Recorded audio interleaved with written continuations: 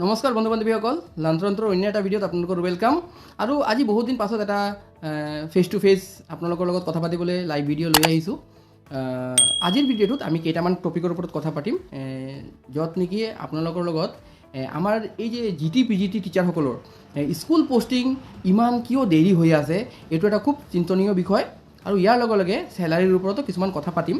আৰু এটা কথা, যিসকলে নতুনকৈ এই বছৰ টেট কাম ৰিক্ৰুটমেণ্ট এক্সামৰ কাৰণে প্ৰিপেৰেশ্যন কৰি আছে বা ভাবিছে যে টেট কাম ৰিক্ৰুটমেণ্ট এক্সামৰ কাৰণে GT-PGT টেটৰ কাৰণে কি ধৰণে প্ৰিপেৰেশ্যন কৰিব লাগিব, সেইসকলৰ কাৰণেও কিছুমান ইম্পৰ্টেণ্ট মই আপোনালোকৰ লগত কথা শ্বেয়াৰ কৰিম। চ' ভিডিঅ'টো বহুত ইম্পৰ্টেণ্ট হ'ব, উইদাউট স্কিপ কৰাকৈ চাব। চ' বলক আমি ভিডিঅ'টো আৰম্ভ কৰোঁ। বন্ধু বান্ধৱীসকল, প্ৰথমত কৈ লওঁ যে আমাৰ যে GT-PGT টিচাৰসকলক স্কুল পষ্টিং দিয়াৰ কাৰণে ইমান কিয় এই প্ৰচেছটোক লেহেমীয়া কৰি দিছে নাজানো। অলমষ্ট আমি আজি 17 হৈ গ'ল আৰু 17 ডিচেম্বৰ, আৰু এইটো মান্থ শেষ হ'বলৈ আৰু 15 দিনমান বা কেইদিনমানেই আছে। কিন্তু এতিয়াও যে কেতিয়ালৈকে স্কুল পষ্টিঙৰ কামটো 100% কমপ্লিট হ'ব, এই বিষয়ত এতিয়া মানে একো আপডেটটো নাই। মই ট্ৰাই কৰিছিলোঁ IAS অফিচৰ লগত কথা পাতিবলৈ, কিন্তু তেওঁলোকেও কৈ আছে যে আমিও ক'ব নোৱাৰোঁ কেতিয়ালৈকে এইটো কমপ্লিট হ'ব। মোৰ লগৰ আৰু কিছুমান বন্ধু আছে, তেওঁলোকে বেলেগ ডিষ্ট্ৰিক্টত চাকৰি পাইছে। তো তেওঁলোককো সুধিছোঁ যে তোমাক কি ইনফৰ্মেশ্যন পাইছা যে কেতিয়ালৈকে তোমালোকৰ এইটো প্ৰচেছটো কমপ্লিট হ'ব। বাট তেওঁলোকৰ পৰা এটাই ৰিপ্লাই পাইছোঁ, তেওঁলোকে নিজৰ IAS অফিচক যেতিয়া সুধিছে, IAS মেডামক সুধিছে, তেওঁ কৈছে যে এই প্ৰচেছটো অলপ লং, কেলেকি এটা ডিষ্ট্ৰিক্টত নিয়াৰ এবাউট 200ৰ তলত কোনো ডিষ্ট্ৰিক্টত মে বি টিচাৰ ৰিক্ৰুট নাই হোৱা। ঠিক আছে, 200 মান টিচাৰ, অলমষ্ট নিয়াৰ এবাউট ধৰক 190 বা ধৰক 185 এই ধৰণৰ নাম্বাৰ অফ টিচাৰ ৰিক্ৰুট হৈছে।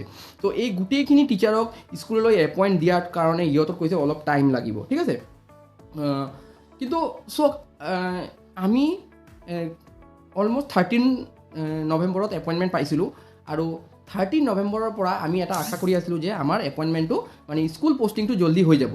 কিন্তু কথাটো হৈছে যে স্কুলৰ পষ্টিংটো নাই হোৱা, সেইটো পাছৰ কথা। এতিয়া চেলাৰীৰ ওপৰতো আমাৰ মানে পে' কাট হৈ গৈছে। ক'ব গ'লে এইটো পে' কাটেই হয় অলৰেডি, বিকজ আমি যিসকলে ইন ছাৰ্ভিচ টিচাৰ আছে, তেওঁলোকে বহুত আগত যিখন ৱাৰ্কিং স্কুল আছে তাত ৰিজাইন দি আহিছিলে, আৰু ৰিজাইন দিয়াৰ পাছত যিহেতু তেওঁলোকে কৈছিলে এপইণ্টমেণ্ট লেটাৰত লিখা আছিলে যে you have to submit your resignation letter and release letter. সেইমতে আমি ৰিজাইন দি আহিছোঁ আৰু ৰিলিজ লেটাৰ লৈ আহিছোঁ, আৰু আমি আশা কৰিছিলোঁ যে IAS জইনিঙৰ পৰাই আমি চেলাৰীটো এটলিষ্ট পাম। যদিও স্কুল পষ্টিং হ'বলৈ কেইদিনমান সময় লাগিলেও লাগক, আমি এইটো সময়ত ভাবিছিলোঁ বেলেগ কিবা কাম কৰি লওঁ। কিন্তু এতিয়া আমি যিটো শুনিব পাৰিছোঁ যে আমি IAS জইনিঙৰ পৰা আৰু চেলাৰী নাপাওঁ, আপুনি যিদিনাখন স্কুল যাব সেইদিনাৰ পৰাই আপোনাৰ চেলাৰী কাউণ্ট হ'ব। ইয়াত কি হৈছে, এটা ডিছক্ৰিমিনেশ্যন হৈ গৈছে। কেনেকৈ ডিছক্ৰিমিনেশ্যন হৈছে আপোনালোকে চবেই গম পায়। এতিয়া কি হ'ব, ফাৰ্ষ্ট মাহৰ যিটো চেলাৰী হ'ব বা ফাৰ্ষ্ট যিটো চেলাৰী ৰিলিজ কৰিব আফটাৰ 2 মান্থ বা 3 মান্থ যি হওক, ফাৰ্ষ্ট চেলাৰী যেতিয়া ৰিলিজ কৰিব, তেতিয়া কি হ'ব, মানে বেলেগ বেলেগ টিচাৰে বেলেগ বেলেগ চেলাৰী পাব। তিনিচুকীয়া ডিষ্ট্ৰিক্টৰ টিচাৰে বেলেগ চেলাৰী পাব, মৰিগাঁৱৰ টিচাৰে বেলেগ চেলাৰী পাব, ধেমাজিৰ টিচাৰে বেলেগ চেলাৰী পাব, আৰু মাজুলীৰ টিচাৰে বেলেগ চেলাৰী পাব, কামৰূপৰ টিচাৰে বেলেগ চেলাৰী পাব। কেলৈ কি, সকলো ডিষ্ট্ৰিক্টৰ মানে যিটো অসমত 35টা ডিষ্ট্ৰিক্ট আছে, কিন্তু 35টা ডিষ্ট্ৰিক্টৰ একো মানে এটা ক'ব গ'লে আমি এটা এনেকুৱাও নহয় যে 3-4 দিনৰ ভিতৰত সকলো ডিষ্ট্ৰিক্টৰ এপইণ্টমেণ্ট হৈ গৈছে, এনেকুৱাও নহয়। মানে অলমষ্ট আমি চাই আছোঁ যে নিয়াৰ এবাউট 7 পৰা 8 দিন বা 9-10 দিনৰ ডিফাৰেঞ্চো হৈ গৈছে। আৰু এতিয়া যি মানে মৰিগাঁও ডিষ্ট্ৰিক্টত যেতিয়া এপইণ্টমেণ্ট দি স্কুল এলটমেণ্ট কৰি দিছে, আৰু শিক্ষকসকলে তাত গৈ ক্লাছো কৰি আছে, আৰু আমি ভাবিছোঁ বাকীকেইটা ডিষ্ট্ৰিক্ট যদি ধৰক এটলিষ্ট যদি এইটো মাহত শেষ হওঁতে যদি ধৰক বিফ'ৰ খ্ৰীষ্টমাছ বা আফটাৰ খ্ৰীষ্টমাছৰ ভিতৰতো যদি হয়, তো ধৰক আপুনি 15 দিনৰ নিয়াৰ এবাউট চেলাৰী আপুনি সেইজন টিচাৰৰ পৰা কম পাব। তো ভাবকচোন, একেলগে এপইণ্টমেণ্ট পাইছোঁ, একেখন এক্সাম পাছ কৰিছোঁ, একেখন কোৱালিফিকেশ্যন থকা টিচাৰ, বাট চেলাৰী ডিছক্ৰিমিনেশ্যন। এইটো মানে ইন ছাৰ্ভিচ টিচাৰসকলৰ কাৰণে বা যিসকলে নিউলি ৰিক্ৰুট হৈছে তেওঁলোকৰ কাৰণেও বহুত বেয়া। কেলৈ কি, আজিৰ ডেটত কোনো এনেকুৱা টিচাৰ নাই যি ঘৰত অকলে বহি থাকে। ওৰলেছ তেওঁ কোনোবা এটা প্ৰাইভেট স্কুলত চাকৰি কৰি থাকে, আৰু প্ৰাইভেট স্কুলত চাকৰি কৰাৰ সময়ত এটা নিয়ম আছে, প্ৰাইভেট স্কুলৰো এটা নিয়ম আছে ভাল ভাল স্কুলত, যে এটলিষ্ট 1 মাহ বা 2 মাহ আগতে আপুনি কি কৰিব লাগিব, ৰেজিগনেশ্যন ছাবমিট কৰি দিব লাগিব, ৰিজাইন দি দিব লাগিব। তো ৰিজাইন দিয়াৰ লগে লগে ইট মিনছ কি, তাৰ চেলাৰীটো বন্ধ হৈ গ'ল। তো চেলাৰীটো বন্ধ হোৱাৰ লগে লগে আৰু ছেইম আমাৰ নিচিনাই ছেইম চাফাৰ কৰি আছে সেইজন টিচাৰো। তো চেলাৰী লৈ আৰু এপইণ্টমেণ্ট লৈ গোটেই ডিপাৰ্টমেণ্টৰ মাজত মানে এটা মানে যিটো মানে নিট এণ্ড ক্লিন প্ৰচেছটো হ'ব লাগিছিলে সেইটো প্ৰচেছ নহ'ল। কাইলৈ মই যেতিয়া CM ছাৰ লাইভ আহিছিলে মই মোৰ নিজৰ ফালৰ পৰা আপোনালোকেও চাগে কৰিছে লাইভ ছেশ্যনত কমেণ্ট যে এজ ফাৰ এজ পচিবল আমাক IAS অফিচৰ পৰা স্কুল জইনিং দিয়ক আৰু বাট CM ছাৰে বহুতবাৰ মই মেছেজটো পিন কৰিলোঁ কিন্তু ৰেছপণ্ড নাই দিয়া। বাট তেওঁ মানে CM ছাৰে এটাই কথা কৈছে যে ধৈৰ্য অলপ ধৰিবৰ কাৰণে, বাট কিমান আপুনি ধৈৰ্য ধৰিব, ধৈৰ্যৰ এটা সীমা এটা থাকে। বাট নাজানো কেতিয়া কি হয়, মানে কথা এটা হৈ গ'ল কি আমি মানে যিসকলে ইন ছাৰ্ভিচ আছিলে তেওঁলোকৰ কাৰণে মেইন প্ৰব্লেমটো হৈছে যে in service teacher most of the teacher হয় মেৰিড হয় আৰু তেওঁলোকৰ বাচ্চা আছে, ফেমিলি আছে আৰু এইটো সময়ত যদি চেলাৰীটো বন্ধ হৈ যায় মানে বহুত বেছি এফেক্ট হৈ যায়। আৰু এইটো কথা নহয় যে ইন ছাৰ্ভিচ বুলি জেনেৰেল যিসকলে প্ৰাইভেটত কাম কৰে তেওঁলোকৰ কাৰণেও বহুত এটা প্ৰব্লেমৰ ইছ্যু হৈছে। তো মোক বহুতে সুধি থাকে যে দাদা আমি কামৰূপৰ কেতিয়া পাম, আমি নগাঁৱৰ কেতিয়া পাম, আমি ধেমাজিৰ কেতিয়া পাম। ত' মই আপোনালোকক এটা কথা কওঁ, মই যেতিয়া মোৰ ওচৰত যেতিয়া এটা নটিফিকেশ্যন আহে বা ইনফৰমেশ্যন আহে মই লগে লগে মোৰ যিটো ফেচবুক পেজ হওক বা ইউটিউব চেনেলত হওক মই শ্বেয়াৰ কৰি দিওঁ ইনফৰমেশ্যনকেইটা। সেইকাৰণে আপোনালোকে মোৰ ফেচবুক পেজটো এটলিষ্ট আৰু হোৱাটছআপৰ যিটো চেনেল আছে সেইটো এটলিষ্ট ফ'ল' কৰি ৰাখিব বা লাইক কৰি ৰাখিব, লিংকবোৰ ডেছক্ৰিপশ্যন বক্সত দিয়া থাকে। ভাবিছোঁ এইটো মান্থৰ ভিতৰত যদি হৈ যায় তেনেহ'লে আমাৰ কাৰণে ভাল। বাট ডোণ্ট ন' কি হয় ডিপাৰ্টমেণ্টে কি কৰে। বাট আটাইতকৈ বেয়া কথাটো কি হৈছে, আমাৰ ডেইলি নিয়াৰ এবাউট 1100 বা যিসকলে PGTত পাইছে তেওঁলোকৰ মিনিমাম আপোনালোকক ক'ব গ'লে 1500 বা এনেকৈ 1500 মান চেলাৰী ডেইলি কাৰ্ড খাইছে। তো বহুত বেয়া লাগিছে, 1500 টকা 1200 টকা ডেইলি কাৰ্ড খুৱাই যোৱা নোপোৱাটো বহুত দুখৰ কথা, দুখ লগা কথা। তো যি নহওক বহুতে কৈছিলে যে দাদা অলপ লাইভত আহি মানে মোৰ প্ৰিভিয়াছ ভিডিঅ'ত কিছুমানে কৈ থাকে দাদা আপুনি লাইভত আহিব, বাট লাইভত অহাটো সম্ভৱ নহয়। তো মই এটা ৰেকৰ্ডেড ভিডিঅ'ই আপোনালোকৰ কাৰণে দি দিলোঁ। এতিয়া আহোঁ যিসকলে নতুনকৈ ভাবিছে এই বছৰৰ পৰা মানে টেটকাম ৰিক্ৰুটমেণ্ট এক্সামৰ কাৰণে প্ৰিপেয়াৰ কৰিব বা ধৰক টেটকাম ৰিক্ৰুটমেণ্ট এক্সাম দিব। তো বন্ধু বান্ধৱীসকল মই অলৰেডি মোৰ এখন প্ৰিভিয়াছ ভিডিঅ'ত কিদৰে আপোনালোকে টেটকাম ৰিক্ৰুটমেণ্ট এক্সামৰ কাৰণে পঢ়া শুনা কৰিব লাগিব সেই বিষয়ত মই এটা ভিডিঅ' বনাই দিছোঁ আৰু মই কি নোটছ মানে বনাইছিলোঁ, মই কিদৰে প্ৰিপেৰেশ্যন কৰিছিলোঁ, মই কি বুক পঢ়িছিলোঁ সেইবোৰ মই সেইটো ভিডিঅ'ত শ্বেয়াৰ কৰিছোঁ। যিসকলে 2026ত টেটকাম ৰিক্ৰুটমেণ্ট এক্সাম দিম বুলি ভাবিছে তেওঁলোকে মোৰ সেই ভিডিঅ'টো চাব, কিবা নহয় কিবা হ'লে জানিব পাৰিব।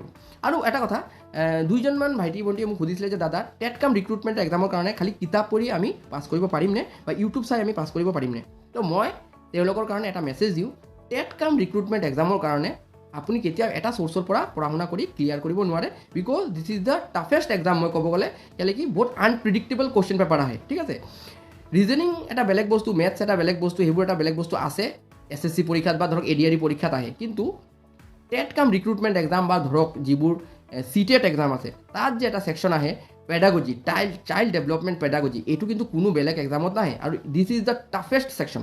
আপোনালোকে 2000 আমি যিটো টেটকাম ৰিক্ৰুটমেণ্ট মানে TCR1 যিটো দি পাছ কৰিছোঁ তাত আপোনালোকে পেডাগজিৰ খালি কুৱেশ্যনবোৰ চাব, অলপ কি লেভেলৰ পেডাগজিৰ কুৱেশ্যন আহিছে আৰু তাতে মেক্সিমাম কেণ্ডিডেটে মানে তাৰ নম্বৰ কমিছে।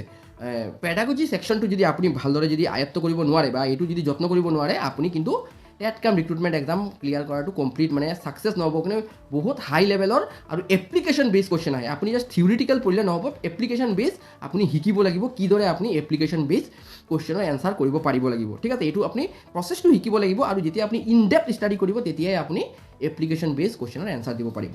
তো টেটকাম ৰিক্ৰুটমেণ্ট এক্সামৰ কাৰণে আপুনি মাল্টিপল চ'ৰ্চৰ পৰা পঢ়া শুনা কৰিব লাগিব আৰু মই যিকেইটা জানো, মই যিমান জানো মই আপোনালোকৰ লগত শ্বেয়াৰ কৰিম।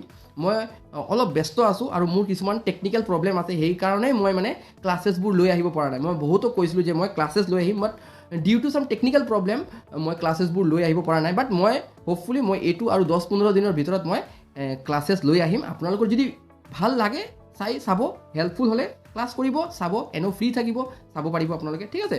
তো এইটো আছিলে টেটকাম ৰিক্ৰুটমেণ্ট এক্সামৰ কাৰণে যিসকলে প্ৰস্তুতি কৰিব বুলি ভাবিছে তেওঁলোকৰ কাৰণে এটা মেছেজ। আৰু আপোনাৰ যদি টেটকাম ৰিক্ৰুটমেণ্ট এক্সামৰ বিষয়ত আৰু কিবা জানিব লগা থাকে আপোনালোকে কমেণ্ট বক্সত কমেণ্ট কৰিব, মই এজ ফাৰ এজ পচিবল চবক ৰিপ্লাই দিওঁ, ঠিক আছে। আৰু যিসকলে টেটকাম ৰিক্ৰুটমেণ্ট এক্সামৰ কাৰণে এই বছৰ প্ৰিপেয়াৰ কৰিম বুলি ভাবিছে আপোনালোকে কিন্তু আমাৰ হোৱাটছআপ যিটো এটা গ্ৰুপ বনাইছোঁ সেই গ্ৰুপটো জইন কৰিব, কিন্তু সেই গ্ৰুপত ডেইলি আপডেট হৈ থাকে। ইয়াৰ লগে লগে আমাৰ ফেচবুক পেজটো জইন কৰিব। এইবোৰত কি হয়, মই ডেইলি কুইজ বা ডেইলি GK বা চাইল্ড ডেভেলপমেণ্ট পেডাগজিৰ এছামিছ লেংগুৱেজতো মই দি থাকোঁ, ঠিক আছে, বাই লেংগুৱেজত দিওঁ। বহুতে কৈ থাকে যে চাইল্ড ডেভেলপমেণ্ট পেডাগজিটো দাদা আমাৰ বহুত প্ৰব্লেম হয়, কেলৈ কি এইটোৰ চ'ৰ্চ বেছি ইংলিছ মিডিয়ামৰ পৰাই পাওঁ বা ইংলিছেই হয়।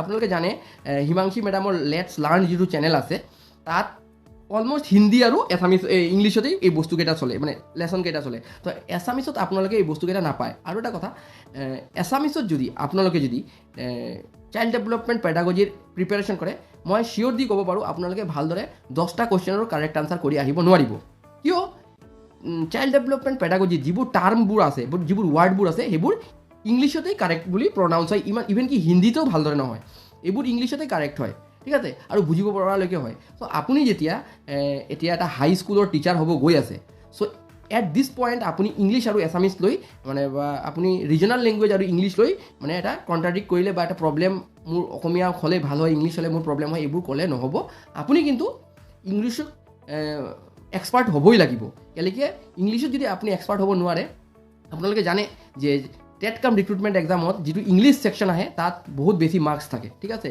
আপোনালোকে জানে যে চাইল্ড ডেভেলপমেণ্ট পেডাগজিৰ পাছত ইংলিছতে আটাইতকৈ বেছি নম্বৰ আছে চ' ইংলিছত আপুনি ভাল হ'বই লাগিব ঠিক আছে চ' মই ট্ৰাই কৰিম কুৱেশ্যনকেইটা বা এনচাৰকেইটা যিটো চাইল্ড ডেভেলপমেণ্ট পেডাগজি যিবোৰ মই শ্বেয়াৰ কৰোঁ হোৱাটছআপ গ্ৰুপত বা ফেচবুক পেজত মই ট্ৰান্সলেট কৰি দিবলৈ ট্ৰাই কৰিম আপোনালোকে চাই কমেণ্ট বক্সত কমেণ্ট কৰিব আৰু মই যিবোৰ পষ্ট কৰোঁ ফেচবুকত আপোনালোকে কাইণ্ডলি এটা লাইক কৰিব তেতিয়া কি হ'ব অলপ ৰিচটো বাঢ়িব ঠিক আছে ত' আজিৰ ভিডিঅ'টোত ইয়াতে সামৰিছোঁ টেট কাম ৰিক্ৰুটমেণ্ট ৰিলেটেড এনি ইনফৰমেশ্যন আহিলে আপোনালোকে মোৰ চেনেলত পাই যাব ইয়াৰ লগে লগে অসম গভৰ্ণমেণ্টৰ যিকোনো এক্সামৰ ইনফৰমেশ্যন আপোনালোকে মোৰ চেনেলত পাই যাব আৰু টেট কাম ৰিক্ৰুটমেণ্ট এক্সামৰ ওপৰত ৰেগুলাৰ ক্লাছেছ মই 10 দিন বা 15 দিনৰ ভিতৰতে লৈ আহিম ট্ৰাই কৰিম চ' যিসকলে ফাৰ্ষ্ট টাইম মোৰ চেনেলত আহিছে কাইণ্ডলি চেনেলটোক ছাবস্ক্ৰাইব কৰি যাব ধন্যবাদ